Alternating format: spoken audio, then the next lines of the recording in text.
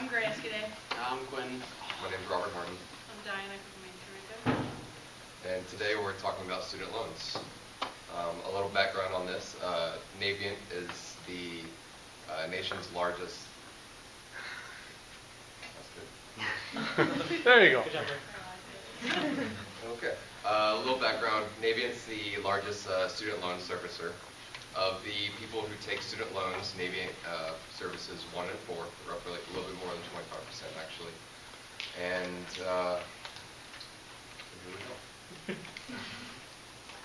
go. Why this is relevant to us as finance majors, we care about how much money we have to pay in the future, and there's also the amount that's accrued over time can really affect us in the long term.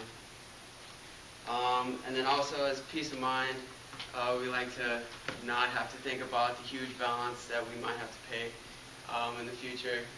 And then the ability to recognize unethical practices by a loan company that does not help you get onto the correct payment plan.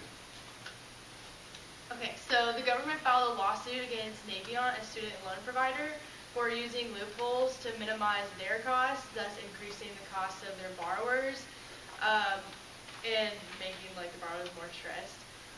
This was due to having a ballooning balance, meaning that any sort of postponed payments and just pretty much hanging over your head, increasing interest rates, meaning that then in the long run you're spending a lot more money on a loan as you originally thought.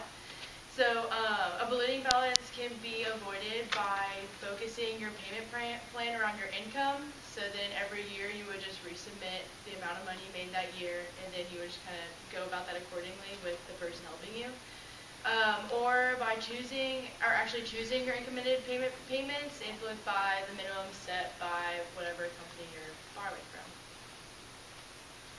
What we noticed were some unethical practices that Navient conducted. First of all, when people signed up for the income-based student loan, they had to recertify each year what their income was, and failing to do so actually has some pretty severe consequences.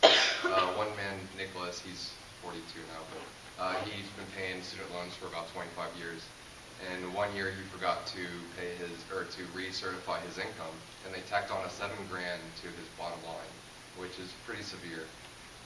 Another unethical practices we saw were vague emails. What Navient did was they sent emails telling you, hey, your attention is required to our site. What it failed to say was how urgent it was, how time sensitive it was, and the consequences if not. And what Nicholas experienced was this consequence for failing to go back to the site to recertify. Navient has a social responsibility. They, as students, we want to get through our degree, pay for our school, and minimize all stressors. It would be nice to have that peace of mind, as Quentin was saying, to be able to, go throughout your schooling career and not have to worry about any shady business, any unethical practice, such as the postponing balance, which really just raised your interest and got you dug a further hole into debt. How we should apply this was ask questions. Questions are so essential. If you go to the site, I personally visited the Navient site. It's pretty confusing at a first glance. There's many payment plans. You can do incremental. You can do income-based, which is what we found the most efficient way to pay. So really plan. This isn't just a shopping product. This is a specialty product. You don't go into heart surgery and just pick any random doctor. This is a huge debt that really has a big long-term effect on your life. So ask questions.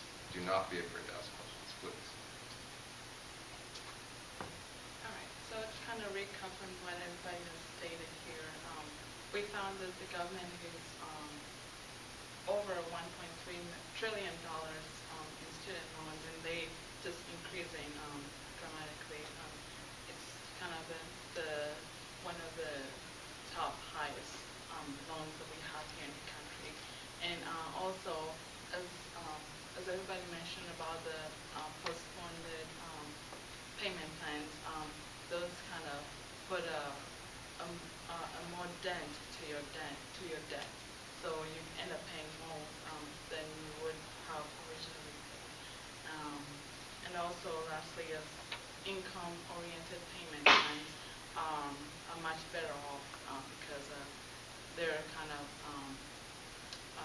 weighing how much you get paid or what the income is that you receive, and with that, you're able to make a rather good payment, or I guess payment that won't really throw you off and be even more debt. So, in conclusion, so we learned all that, and we also learned that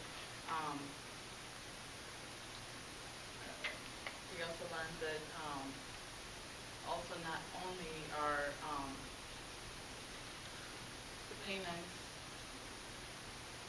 other payment plans even tougher, hard to navigate through the site, and harder to sign up for.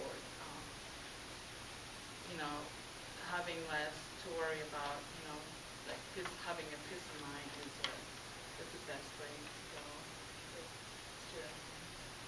And also, skipped one of our slides. It was how was it interesting to us? It was interesting to us because we care about we care about the long-term balance that we have to pay,